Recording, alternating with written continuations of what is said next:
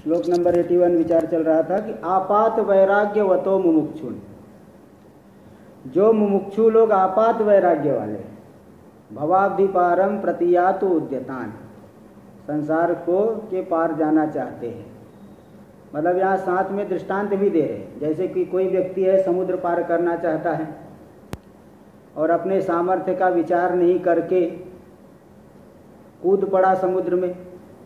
भाई वहाँ क्या समस्या है कि कौन बड़े बड़े जंतु है, ठीक से तैरना आना चाहिए, और इतना बड़ा समुद्र तैर के तो ऐसे तैर के तो नहीं पार किया जा सकता, नौका चाहिए। लेकिन अपने सामर्थ्य का विचार करके नहीं कूद पड़ा तो ऐसे व्यक्ति को मगरमच्छ गले से पकड़ करके डुबा देता है, खा लेता है। ऐसे ही संसार भी एक समुद्र के समान है, बल्कि समुद्र से भी बड़ा है, अनादिकाल से चल रहा है। इसको पार करना तो चाहता है, लेकिन उसके अंदर वैराग्य है, जरा सा नाम मात्र का आपात वैराग्य। आपात मतलब जो केवल दिखता है, बस दिखने के लिए है, बस वास्तव में नहीं है, इसको कहते हैं आपात। इसी प्रकार आपात ज्ञान, आपात ज्ञान में तो एकदम जो है बिल्कुल जो है अप्रामाणिक ज्ञान, ठीक ज्ञान नहीं हो। तो उस आपात वैराग्य वाले मुमुक्षु को जो कि संसार सागर को पार करना चाहता है, उसको क्या करेगा? यहाँ पे कौन सा ग्रह डुबाएगा? आशा रूपी ग्रह। आशा रूपी एक ऐसा मगरमच्छ है जो अंतराले बीच में ही समुद्र के बीच में ही उसके कंठ को दबा करके वह, ठीक है, उसको विनिवर्त वेग से हटा करके कंठ को दबा करके मार डालता है, डुबा देता है। ये बात बताए थे। और जिस व्यक्ति के अंदर वैराग्य है वह संसार सागर को पार कर जाएगा। अब इसी को दिखा रहे 82 नंबर श्लोक। 82 नंबर श्लोक में देखिए इसी बात को दिखा रहे हैं, इसका व्यतिरेक दिखा रहे हैं। मतलब जिसके अंदर ऐसा नहीं है बल्कि वास्तव में वैराग्य है। देखिए, पूर्वोक्तम अर्थम व्यतिरेक मुखेन आह, पूर्व में जिन अर्थों का कथन किया गया उन्हीं अर्थों को व्यतिरेक के माध्यम से दिखा रहे हैं। मतलब जिसके अंदर ये दुर्गुण नहीं, आपात वैराग्य नहीं, बल्कि दृढ़ वैराग्य है, उसको क्या मिलेगा? अब इस बात को श्लोक नंबर 82 में दिखा रहे हैं। 82 नंबर श्लोक उच्चारण किया जाए। विषयाख्य ग्रहो ये न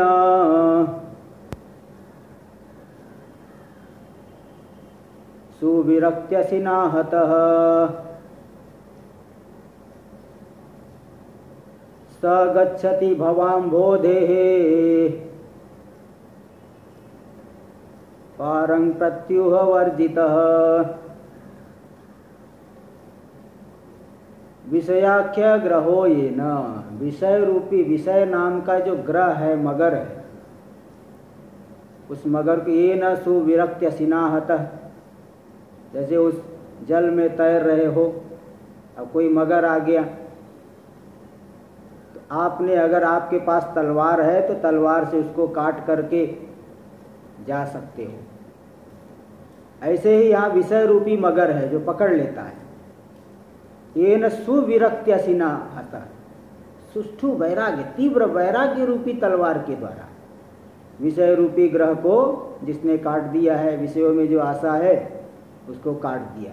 देखो यहाँ सुविरक्ति यानी दृढ़ विरक्ति, ऐसा नहीं थोड़ा सा वैराग्य। इसलिए बारंबार जो है विचार करना पड़ता है, विवेचन करना पड़ता है। जैसे जल में काई है, आप हटाओगे दोबारा आएगी, एक बार फिर हटाए फिर दोबारा आएगी, फिर हटाओ फिर आएगी। ऐसे संसार में जो विषय है, विषयों की कामना है, नाना प्रकार के जो है नए नए माया खेल कर रही है, नाना प्रकार की नई नई वस्तुएं लाती है।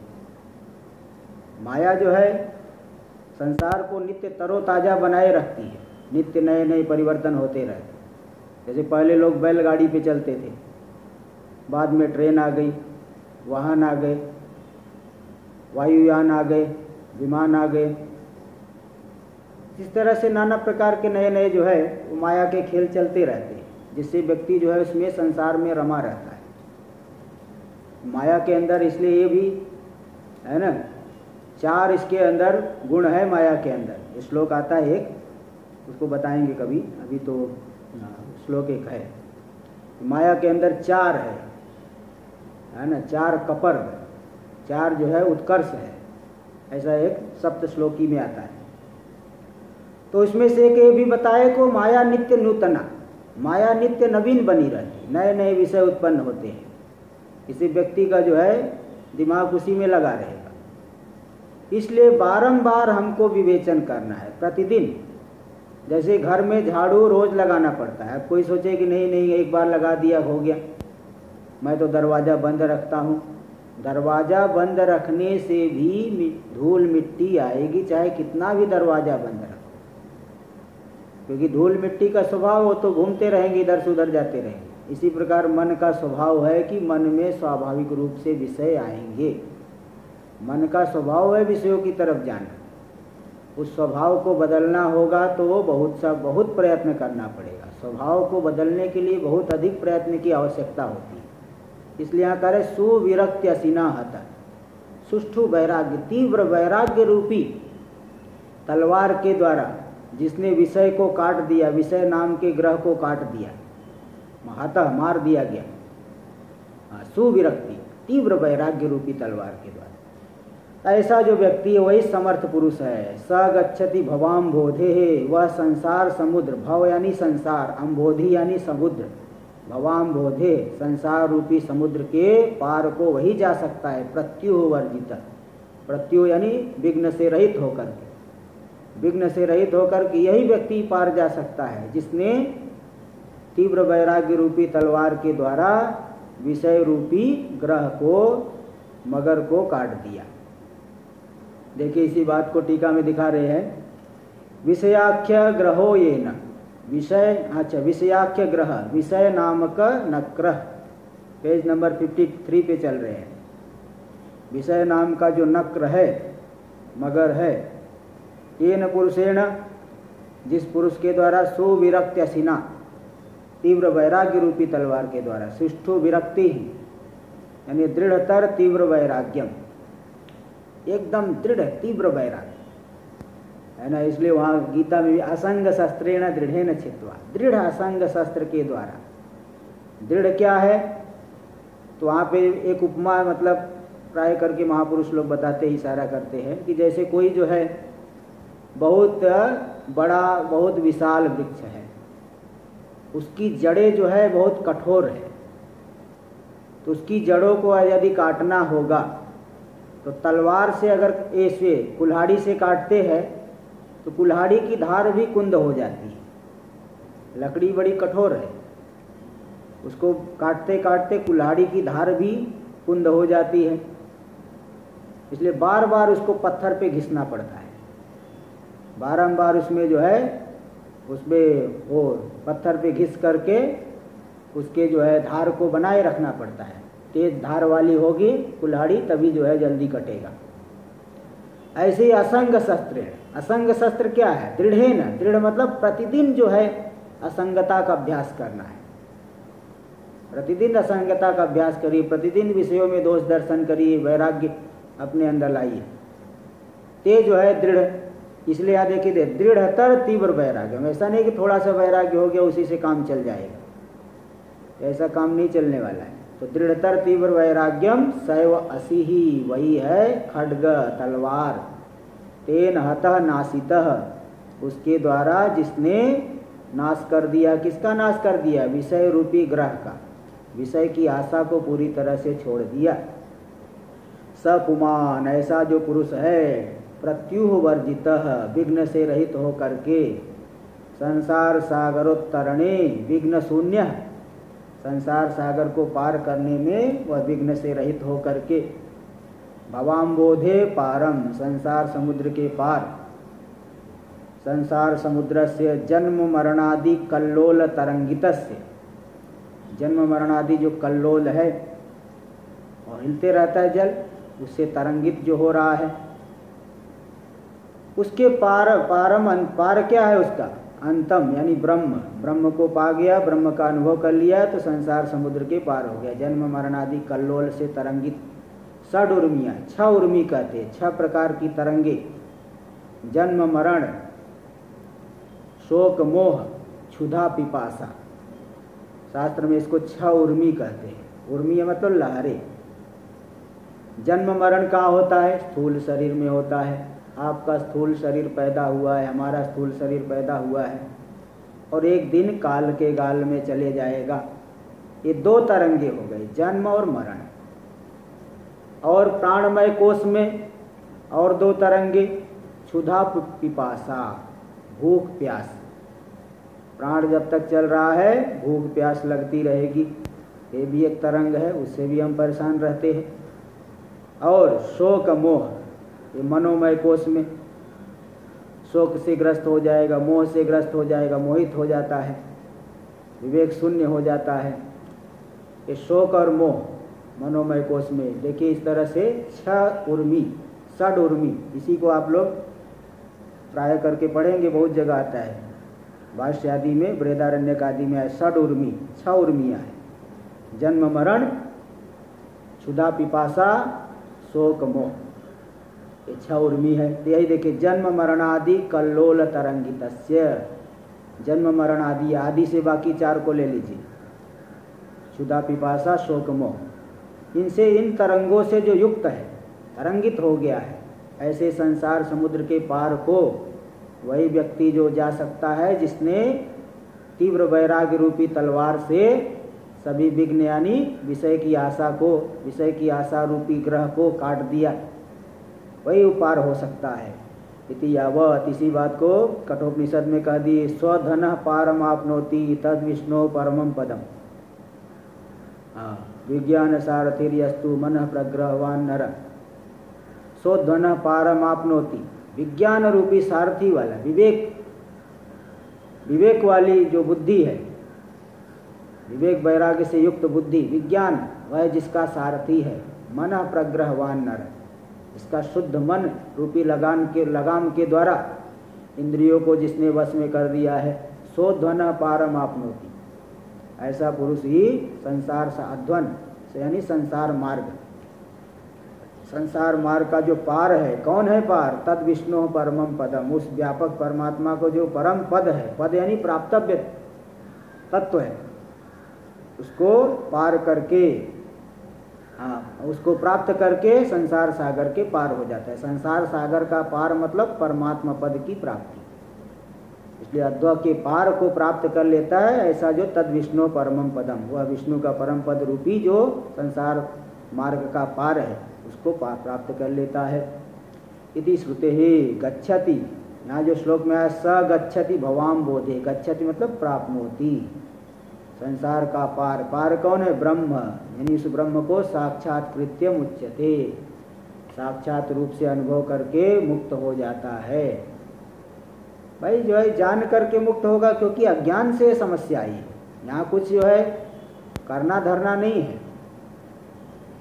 आप कहोगे कि नहीं धर्म का विधान किया गया, उपासना का विधान किया गया है। अरे भाई धर्म का उपविधान, उपासना का विधान ये तो अंतःकरण की शुद्धि के लिए किया गया है। स्वरूप में कोई अतिशय थोड़ी कर पाएगा। न कर्मणा वर्धते नो कनियान, उपनिषद वाक्य कहता है। शुभ कर्मों से आत्मा बढ़ नहीं जाता और अशुभ कर्मों से छोटा नहीं हो जाता। आत्मा तो एक रस ही रहता है, किंतु शरीर आदि में तादात्म्य करके फिर जीव भाव को प्राप्त करके संसरण आदि का अनुभव करता है। स्वप्न में चले गए, कोई समस्या नहीं होने पर भी समस्या को देखता है, और जैसे ही जाग गया उस सारी समस्याओं से मुक्त छूट गया। ऐसे ही जब तक संसार में दृढ़ तादात्म्य है घूमते रहता है, और शुद्ध अपने उस तत्व को जान लिया, वास्तविक स्वरूप को, तो ब्रह्म साक्षात कृत्य मुच्यते इत्यर्थः, मुक्त हो जाता है। ये 82 पूरा। आगे देखिए, यस्तु अविज्ञानवान भवति। कठोपनिषद में 2 प्रकार के लोगों को बताया, एक साधक और एक संसारी, श्रेय मार्गी और प्रेय मार्गी। देखो वहाँ एक श्लोक आता है, एक मंत्र आता है, वहाँ पे शंका होती है। प्रसंग ये है कि लोग कहते हैं कि जब शास्त्र इतना बारंबार बता रहे हैं, गुरु बारंबार बता रहे हैं, महापुरुष बारंबार बता रहे हैं, कि भाई संसार को छोड़ो, संसार को छोड़ो, विषयों को त्यागो, वहाँ सुख नहीं है। फिर भी लोग विषयों के पीछे क्यों पड़े रहते हैं? क्या कारण है? बारंबार तो यही सुन रहे हैं कि संसार को छोड़ो, संसार में कुछ है नहीं, संसार में सुख का लेस नहीं, संसार में सुख का गंध भी नहीं। बारंबार जो है बता रहे, शास्त्र बता रहे, गुरु बता रहे, महापुरुष बता रहे, लेकिन चक्कर क्या है, क्यों मन वहां से हटता नहीं? इसके लिए एक मंत्र आया, श्रेयश्च प्रेयश्च मनुष्य में तस् तवसम परित्य विविनक्ति धीरः श्रेयो विधीरो विप्रेयसो वृणीते प्रेयो मंदो योगक्षेमात् वृणीते। देखो वहाँ क्या बात बताए, कारण बताती है। श्रेयश्च प्रेयश्च मनुष्य में तस्, एक है श्रेय मार्ग, श्रेय, और एक है प्रेय मार्ग, दोनों मनुष्य के पास आते हैं। कैसे आते हैं? साथ में मिल करके आते हैं। श्रेय मार्ग, प्रेय मार्ग। अब जैसे देखिए, अभी आप सुन रहे हो, शास्त्र श्रवण कर रहे हो, शास्त्र को सुन करके, वैराग्य की बातों को सुन करके, स्वरूप के विषय में सुन करके आपके मन में एक वृत्ति उठेगी कि मुझे केवल साधना ही करना है, केवल साधना करना, अब कुछ नहीं करना है। लेकिन जैसे ही इस जो है पाठ से हटोगे तो जो है कोई व्यक्ति है, उसकी पत्नी बोलेगी घर में देखो कुछ सब्जी वब्जी नहीं है, जाओ बाजार से सब्जी लाओ, अथवा कहीं भेज दिया कुछ सामान लाने के लिए, अथवा कोई स्त्री है तो भी बच्चे उसको खींच, मम्मी ये दे, मम्मी वो दे, तो मन जो है उसी में लग जाएगा। तो एक जो वृत्ति बनती है साधना काल में, एक वृत्ति तो बनती है कि जो है हमें साधना ही करना है, हमारे जीवन का लक्ष्य परमार्थ ही है। लेकिन व्यवहार जो है वो बीच में प्राप्त होता ही है। जीवन का लक्ष्य परमात्मा, ये बात सत्य है, लेकिन व्यवहार तो प्राप्त होगा। बिना खाए पिए साधना नहीं कर सकते, बिना कपड़ा पहने साधना नहीं कर सकते। माला लेके बैठोगे तो भी मच्छर काटेंगे, ठीक है, उन मच्छरों से बचने के लिए कुछ करना पड़ेगा। ऑल आउट लगाओ चाहे कुछ लगाओ। हाँ, तो ये जो है ये निश्चित है कि हमारे जीवन का लक्ष्य परमात्मा है, लेकिन तो भी व्यवहार बीच में आएगा। आज तक किसी व्यक्ति ने अपने कपड़े में जानबूझ करके, समझदार व्यक्ति ने धूल नहीं पोती, लेकिन कपड़ा गंदा होता है, उस कपड़े को धोना पड़ता है आपको। आपने तो धूल मिट्टी नहीं लगाए, कहाँ से आ गया?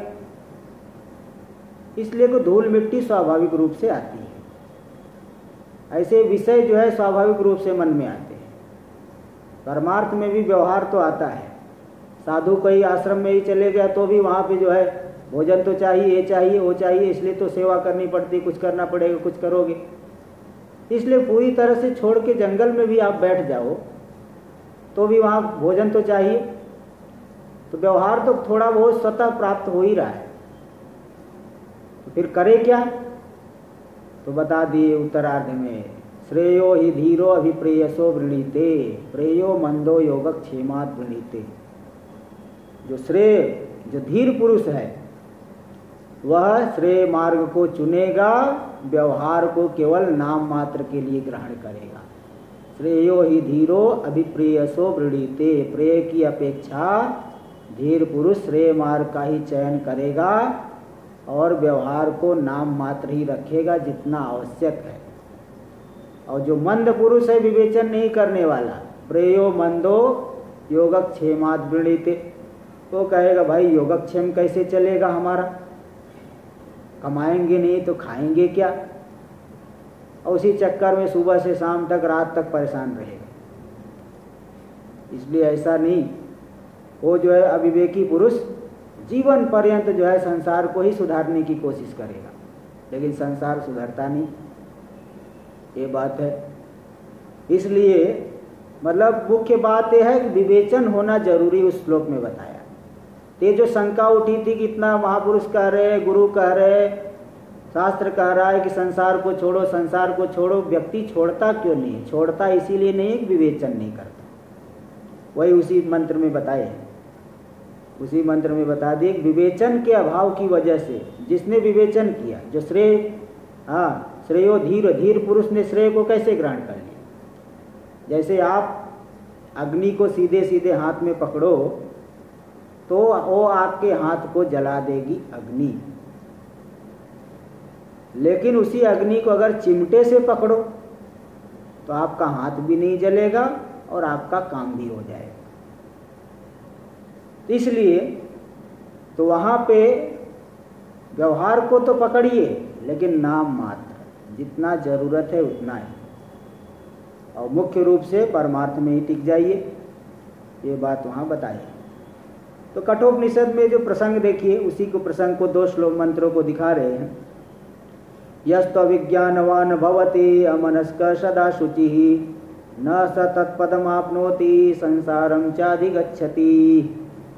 यस्तु अविज्ञानवान भवति, जिसकी बुद्धि विज्ञान वाली नहीं है, यानी विवेचन करने में समर्थ नहीं है। अमनस्क सदा शुचि, जिसका मन सदा मलिन रहता है, यानी विषय के संकल्प विकल्प में ही लगा रहता है। जो ऐसे मन वाले व्यक्ति कैसा होगा? सदा असुचि, सदा अपवित्र रहता है। जिसका मन विषय चिंतन कर रहा है, समझ लो सदा अपवित्र है, बहुत अपवित्र, नाना प्रकार के जो है उसके अंदर गलत विचार आते हैं। जो अविज्ञानवान होता है, विवेक से रहित होता है, मलिन मन वाला होता है, सदा असुचि, सदा अपवित्र है। न स तत्पदमाप्नोति, ऐसा व्यक्ति उस विष्णु के परम पद की प्राप्ति, व्यापक परमात्मा के प्राप्तव्य पद की प्राप्ति नहीं करता। क्या मिलता है? बोले कि बड़ा अपराध किया ना तो बड़ी सजा, संसारम चाधिगच्छति, संसार की प्राप्ति करता है। ये जो है विषयी पुरुष की बात बताए। और जो साधक है, यस्तु विज्ञानवान भवत, किंतु जो विज्ञानवान वाला होता है, यानी विवेक से युक्त होता है, वैराग्य से युक्त होता है, समनस्क, सुंदर मन वाला है, उसका मन शुभ संकल्प से युक्त होता है, साधना के विषय में ही संकल्प विकल्प करता है, सदा शुचि ही, ऐसा व्यक्ति सदा पवित्र है, वह सदा ही पवित्र है, उसमें कोई अपवित्रता नहीं। स तु तत्पदम आपनोति, वह जो है उसी प्राप्तव्य पद को प्राप्त कर लेगा। कैसे पद को? यस्माद् भूयो न जायते, जिसको प्राप्त करके दोबारा जो है संसरण नहीं करते हैं, दोबारा संसार सागर में नहीं आना पड़ेगा।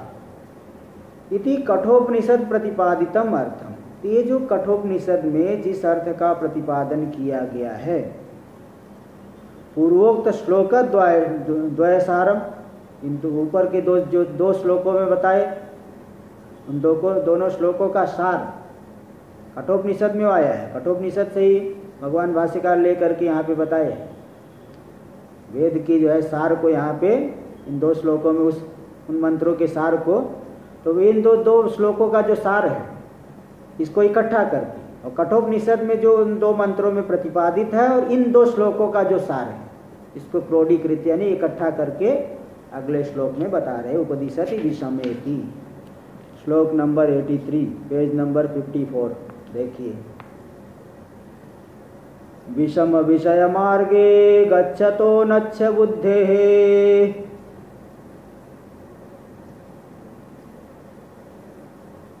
प्रतिपदमभिघातो मृत्युरप्येष सिद्धः।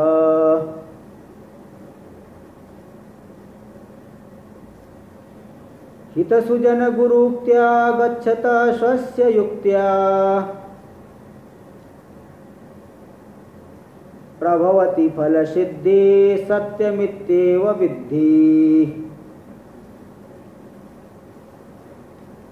देखिए, विषम विषय मार्गे गच्छतो नच्छ बुद्धे, विषम विषय मार्गे है ना, विषम जो अत्यंत विषम है, अत्यंत अनर्थ को देने वाला है, नाना प्रकार के विक्षेप का हेतु है, ऐसे जो विषय मार्ग में जाने वाला व्यक्ति है, विषय का सेवन में ही उसको ही जीवन का लक्ष्य बना लिया, अनच्छ बुद्धि, जिसकी बुद्धि निर्मल नहीं, स्वच्छ नहीं, अनच्छ अस्वच्छ बुद्धि वाला है। अच्छ मतलब स्वच्छ होता है, अनच्छ मतलब जो स्वच्छ बुद्धि वाला नहीं है। तो सदा जो है विषम विषय मार्ग में ही चल रहा है। जैसे किसी टेढ़े मेढ़े उबड़ खाबड़ रास्ते पे चलो, पैर में दर्द होने लगेगा, सिर दुखने लगेगा। हाँ, ऐसे रास्ते में चलोगे जिसमें पत्थर बहुत ज़्यादा है, कांटे हैं, नाना प्रकार की परेशानी है। कभी कपड़ा जो है किसी झाड़ी में फंस गया, कभी कुछ फंस गया, तो एकदम परेशान हो जाओगे। हाँ, इसी प्रकार जो विषय का ही चिंतन में लगा हुआ है। कई लोग तो ऐसा कहते, महाराज हम तो आसक्ति नहीं रखते, लेकिन क्या करूं, हो जाती है।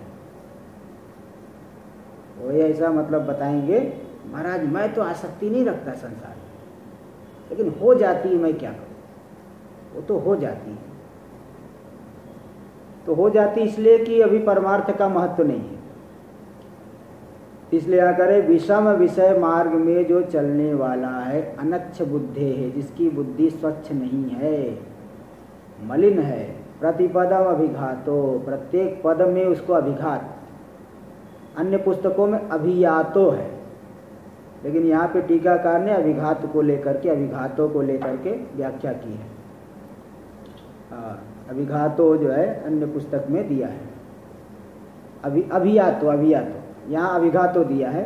अन्य पुस्तकों में दो पुस्तक में तभी अभियातो था, लेकिन यहाँ टीकाकार ने तो वही अभिघाता करके दिया है, इसलिए तो इसके अनुसार भी लग जाएगा, ऐसी कोई बात नहीं।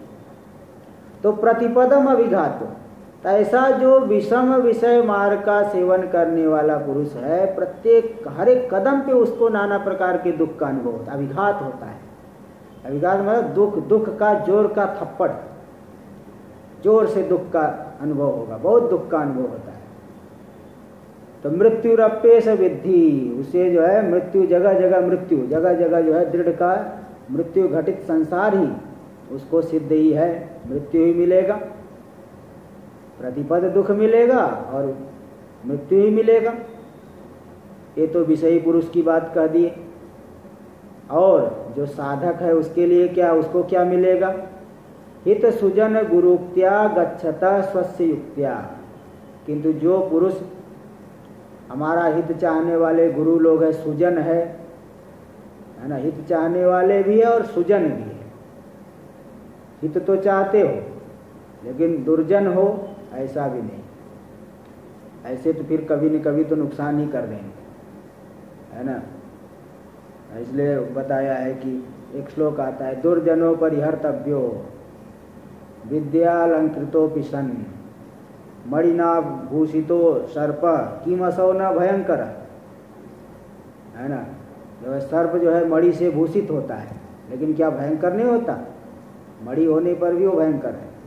इसी प्रकार दुर्जनों परिहर्तव्यो विद्यालंकृतोपि सन, जो विद्या से अलंकृत तो है किंतु दुर्जन है, स्वभाव ठीक नहीं है, तो बोले भाई उससे भी दूर रहना चाहिए। परिहर्त, उसका परिहार करो, दूर ही रहो। यहाँ पे बोल रहे नहीं, इसलिए कह रहे हित, जो हमारा हित भी चाहने वाले और सुजन हो, सज्जन पुरुष हो, श्रेय को चाहने वाले सत्पुरुष हो, तो उनका ऐसे जो गुरु है, उनके गुरु की उक्ति से, हित सुजन जो गुरु है, हाँ, तो उनके गुरु की उक्ति से, उनके कथन को सुन करके, शास्त्रानुसारी वचन को सुन करके जो गच्छता चलने वाला है, स्वस्य युक्त्या, अपनी युक्ति के द्वारा, उसको भी जो है अपनी युक्ति को, उसके अनुसार उनकी वाणी को सुन करके अपनी युक्ति से जो चल रहा है, उस वाणी का अनुसरण करने वाली युक्ति से, ऐसे पुरुष को प्रभवती फल सिद्धि सत्यमित्येव विद्धि, उसको अवश्य फल यानी मुक्ति की प्राप्ति मिलती है, जो मुख्य फल है। फल की सिद्धि यानी परम पुरुषार्थ रूपी जो मोक्ष, उसकी प्राप्ति होती है। सत्यमित्येव विद्धि, ये भी इस बात को बिल्कुल सत्य ही मानो, कोई गलत नहीं बता रहे हैं, एकदम सत्य बात है, इसको मान ही लो, इसमें कोई विकल्प नहीं करना कि पता नहीं ठीक बता रहे कि नहीं बता रहे।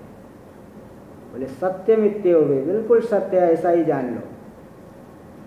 अब देखिए इसको टीका में दे रहे हैं, तो विषम विषय मार्गे, विषम यानी बहुविध विक्षेप हेतु, जो अत्यंत विक्षेप का हेतु है, नाना प्रकार के विक्षेप देने वाले। विषयों में बहुत दुख होता है, विषय मार्ग में। इस संसार में नाना प्रकार के दुख है, कोई कहाँ कैसे दुखी है।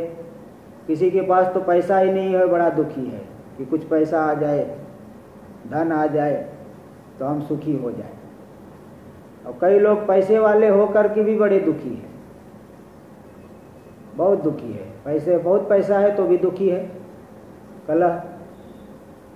हाँ, ऐसे जो है एक डॉक्टर है इधर अपने हरिद्वार में, और उसकी पत्नी भी डॉक्टर, और दोनों जो है अलग अलग रहते हैं। पैसा बहुत है लेकिन बड़ा दुखी है, दोनों अलग अलग रहते हैं। और पत्नी से कुछ का जमता नहीं, वो अलग रहती है, अलग रहता है। उसे पूछे भाई कि क्यों ऐसा करते हो? बोले क्या करे महाराज, जो है जमता नहीं, क्या करे उससे। तो दोनों अलग अलग रह रहे। और दूसरी विवाह कर लो, बोले नहीं, एक बार धोखा खा गया, अब दोबारा धोखा नहीं खाना है। अब इतना पैसा होने पर भी वो कोई काम का नहीं, उसको बहुत दुखी है। इसलिए यहाँ पे ये जो संसार मार्ग है, ये कोई सुखकर मार्ग नहीं है। तो भी व्यक्ति अगर उसमें पड़ा हुआ है तो मतलब बहुत ही आसक्ति है। इसलिए कह रहे विषमः बहुविध विक्षेप हेतु, जो नाना प्रकार के विक्षेप को देने वाला है। और अत्यंत दुख जटिल, दुख से अत्यंत जटिल भयानक है। दुख होने की वजह से अत्यंत जटिल भयानक है। यह विषय यानी शब्दादि सैव मार्ग, ऐसा जो विषय रूपी मार्ग है।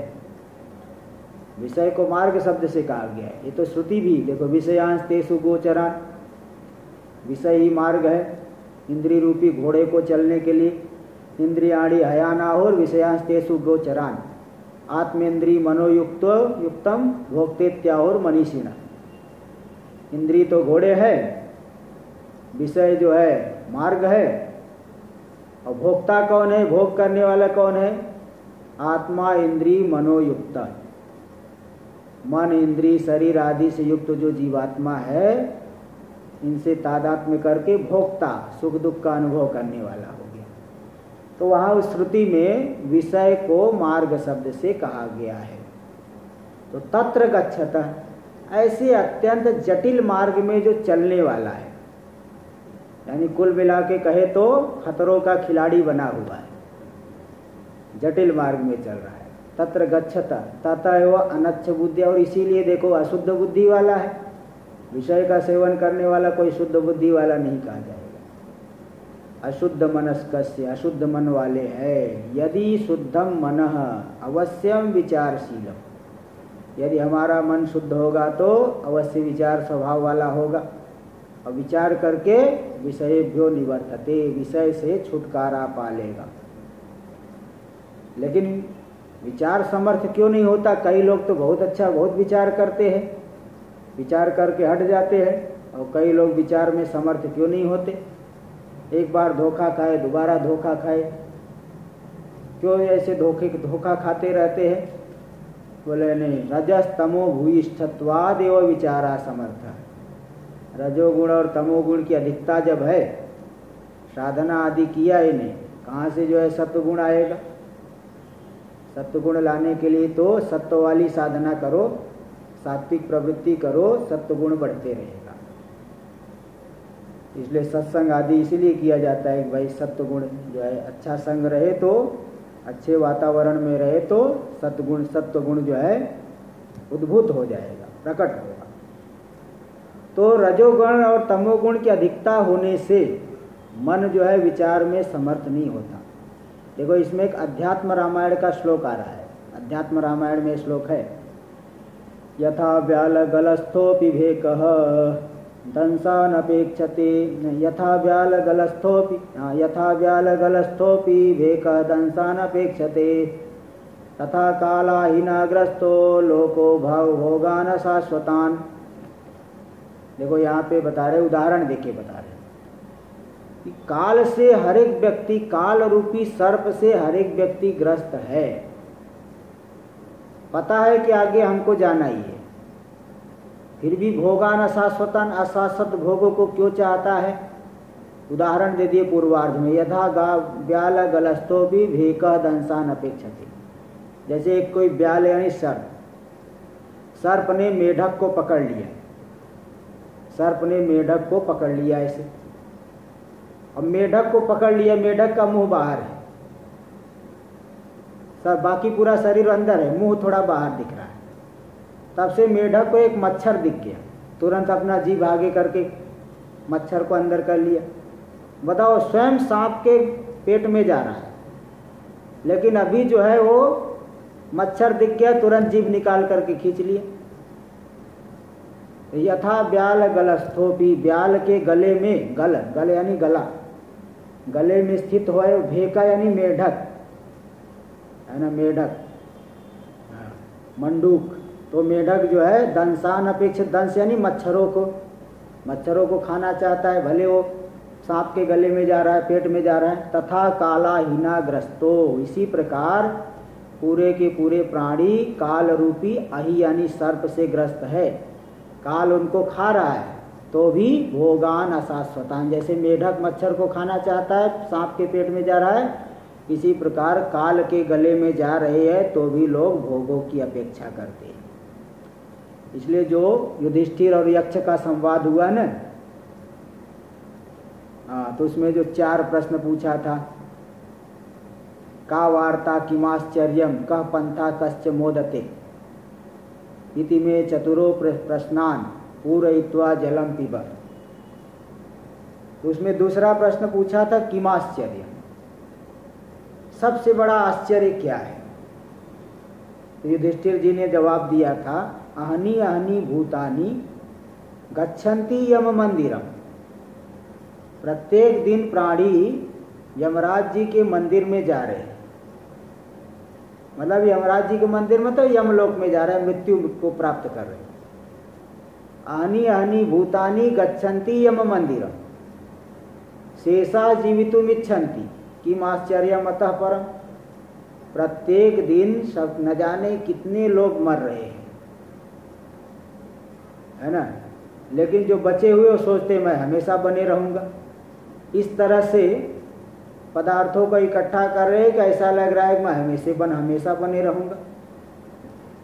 अब बताओ इससे बड़ा आश्चर्य क्या है? जैसे वो कोई लाइन लगी है, एक लंबी लाइन लगी है, उसमें अनेक लोग अपना अपना गट्ठर दबाए हुए हैं, लाइन में लगे हैं।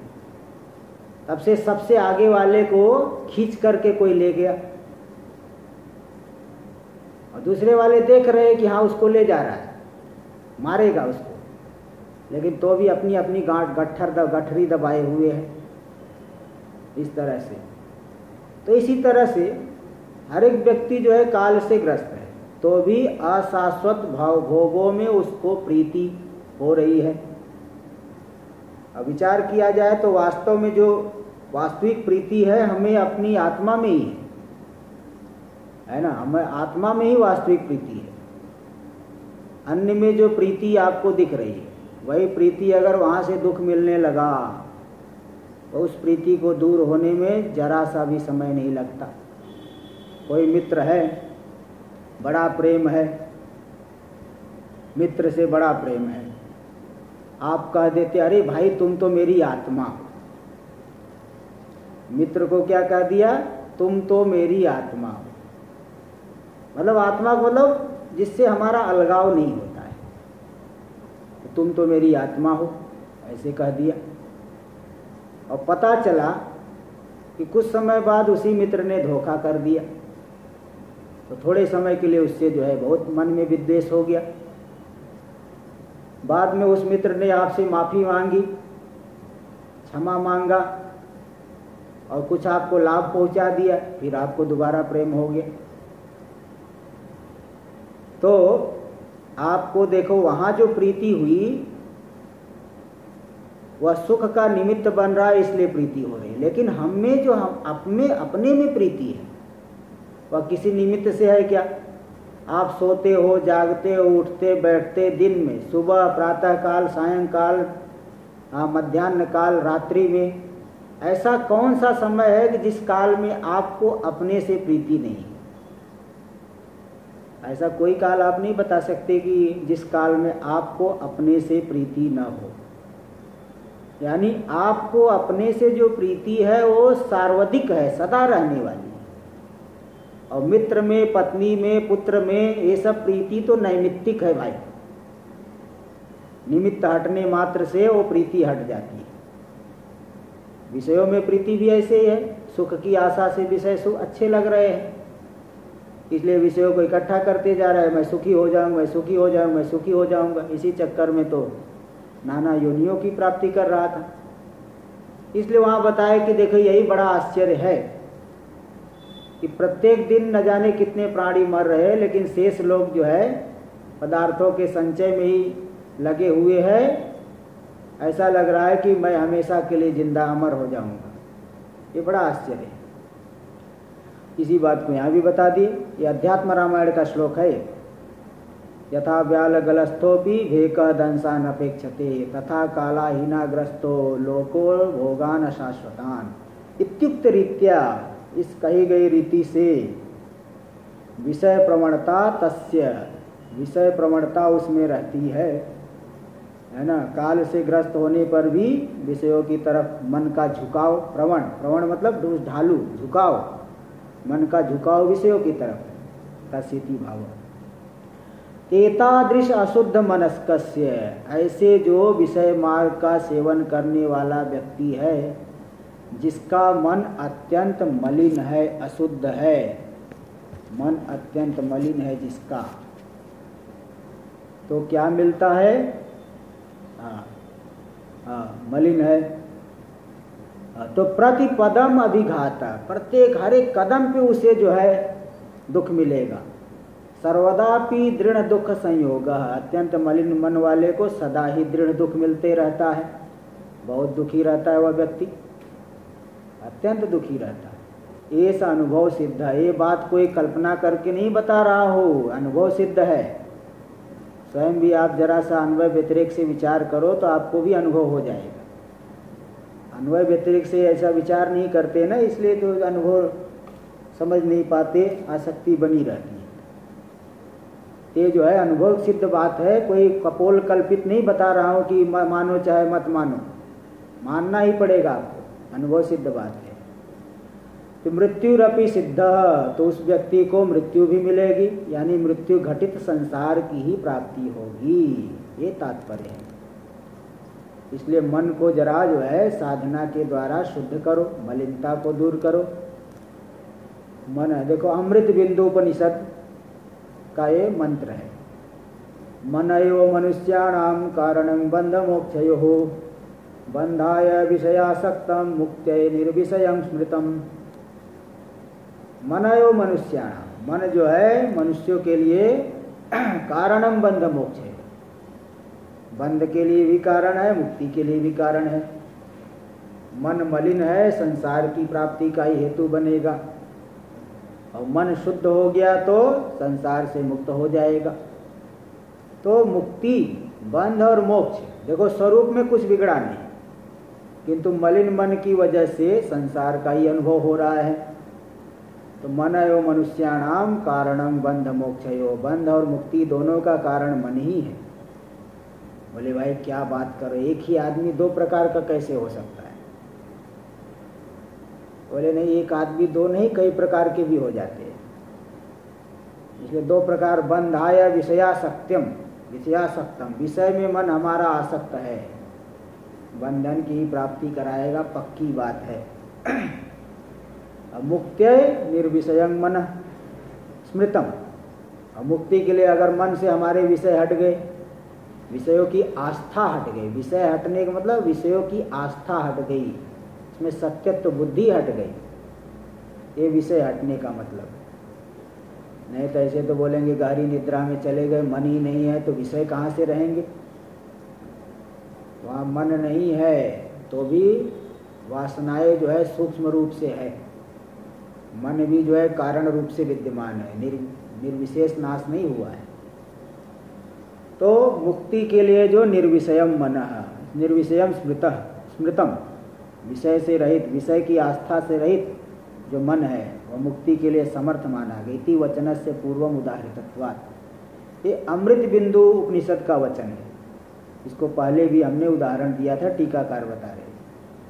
स्मर्यते ही गीतासु, गीता में भी कहा गया ध्यायतो विषयान पुंसा संगस्तेषु उपजायते, संगात संजायते कामः, कामात् क्रोधो विजायते, क्रोधाति भवति सम्मोहः, सम्मोहात् स्मृति विभ्रमः, स्मृति भ्रंशात् बुद्धिनाशो, बुद्धिनाशात् प्रणश्यति। ध्यायतो विषयान पुंसः, जो पुरुष विषयों का ध्यान कर रहा है, विषयों का ही चिंतन कर रहा है, चिंतन करते करते उसमें आसक्ति हो जाएगी।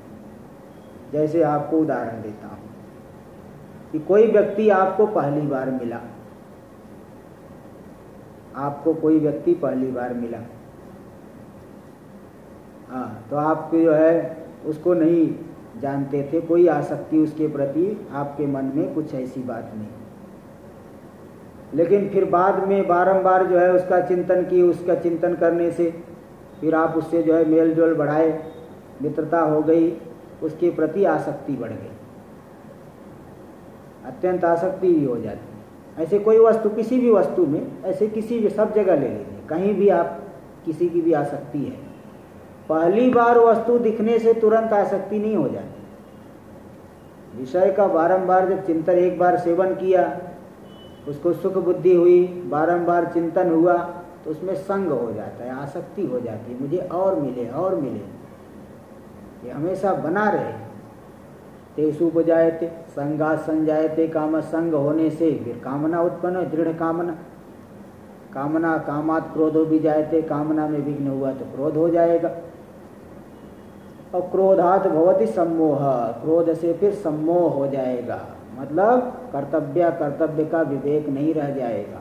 क्रोध आ गया तो व्यक्ति को देखता नहीं, माता पिता को भी गाली दे देता है, क्रोध में व्यक्ति फिर नहीं समझता कि कौन है सामने। सम्मोहात् स्मृति विभ्रमः, सम्मोह से स्मृति भूल जाएगा कि मैं कौन हूँ, स्मृति का विभ्रम, और स्मृति भ्रंशात् बुद्धिनाशो, बुद्धि ही नष्ट हो गई, और बुद्धि नाशात् प्रणश्यति, बुद्धि के नाश से फिर नष्ट हो जाता है। बुद्धि का नाश ही व्यक्ति का नाश है। तत्र कथित प्रणाशः, वहाँ पे प्रणाश कहा गया है, नष्ट हो जाता है, प्रणश्यति, नश अदर्शने इति धातुना प्रतीयमान है ना, जो नश अदर्शने धातु के द्वारा वो कहा गया, तो मतलब यहाँ पे वो नाश कहा गया, यानी अनर्थ की प्राप्ति करेगा। स्वरूपा साक्षात्कार एवं वा अत्र मृत्यु पदार्थ, यहाँ पे मृत्यु पद का क्या अर्थ लेना, एक अर्थ भी हो जाएगा कि स्वरूप का साक्षात्कार नहीं करता। एक तो अर्थ होता है कि मृत्यु मतलब मृत्यु युक्त संसार मिलेगा, तो दूसरा अर्थ कर रहे हैं कि स्वरूप का साक्षात्कार उसे कभी हो नहीं सकता है, यही प्रणाश हो जाएगा।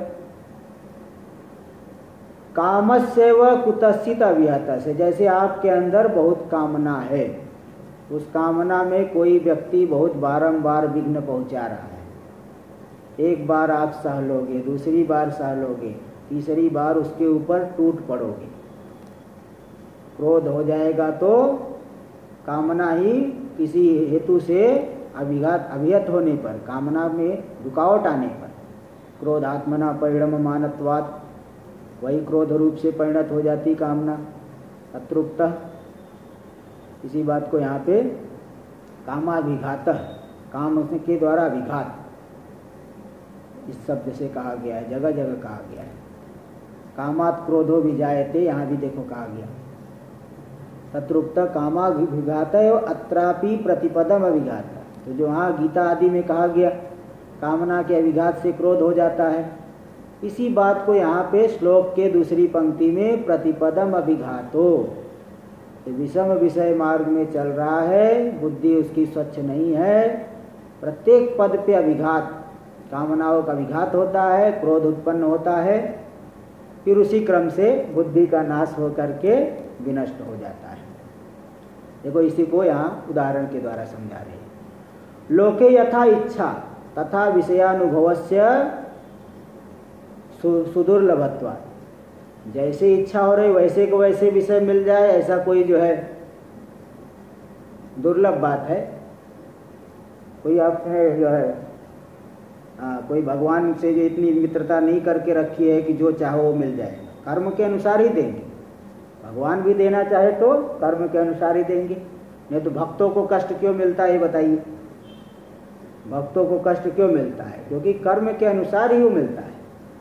एक बार एक व्यक्ति जो है वो कहीं भंडारा कर रहा था एक जगह, तो वो पूछा, महाराज जी जो है हमारे बगल वाले जो लोग हैं कभी कोई धर्म नहीं करते, कभी कोई पुण्य नहीं करते, बेईमानी से पैसा कमाते हैं, लेकिन वे लोग तो बड़े सुखी है, और हम लोग इतना कुछ करते हैं तो भी कुछ न कुछ समस्या आती रहती, बड़े दुखी रहते हैं। तो वहाँ यही बताया गया कि देखिए भाई, वो जो अभी कर रहा है तो वर्तमान काल में उसने पूर्व में अच्छा किया था। जैसे किसी व्यक्ति ने पूर्व काल में बहुत अच्छी फसल उगाई, इस समय बैठ के अच्छे से खा रहा है, लेकिन अभी जो फसल अच्छे से नहीं करेगा तो आगे वो परेशान होगा। ऐसे पूर्व काल में पुण्य किया है तो वर्तमान काल में सुख मिलेगा, और अभी आप जो पुण्य कर रहे हो यह फल रूप में आगे परिणत होगा। इसलिए वर्तमान काल में अच्छा कर्म करते हुए भी व्यक्ति कभी कभी दुख मिलता है, वो पूर्व के कर्मों के अनुसार मिलता है। इसलिए ऐसा नहीं समझना चाहिए कि वर्तमान में हम बहुत अच्छा कर रहे हैं, हमें क्यों दुख मिल रहा है। भाई प्रारब्ध अभी जो आप कर रहे हो संचित में जा रहा है। जैसे आप अब नौकरी कर रहे हो, अभी जो आपका पैसा जो है वो संचित कोटि में जाएगा, बैंक में चले जाएगा, और जितना निकाल के लाओगे वो खर्चा करोगे महीने भर। एक संचित होता है, एक प्रारब्ध होता है। तो प्रारब्ध के अनुसार सुख दुख मिलता है। तो लोक में ऐसा जरूरी नहीं कि जो आप इच्छा करो पूरी हो जाए, है ना। इच्छा यथा विषय तथा लोके यथा इच्छा। अभी आज जो है इस पाठ को यहीं पे रखते हैं।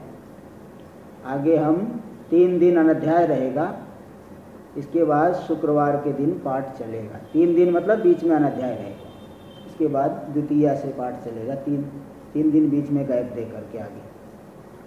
ओम पूर्णमदः पूर्णमिदं पूर्णात् पूर्णमुदच्यते पूर्णस्य पूर्णमादाय पूर्णमेवावशिष्यते।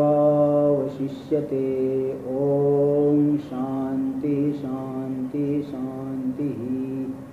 शंकरं शंकराचार्यं केशवं बादरायणं सूत्रभाष्य कृतौ वंदे भगवन्तौ पुनः पुनः।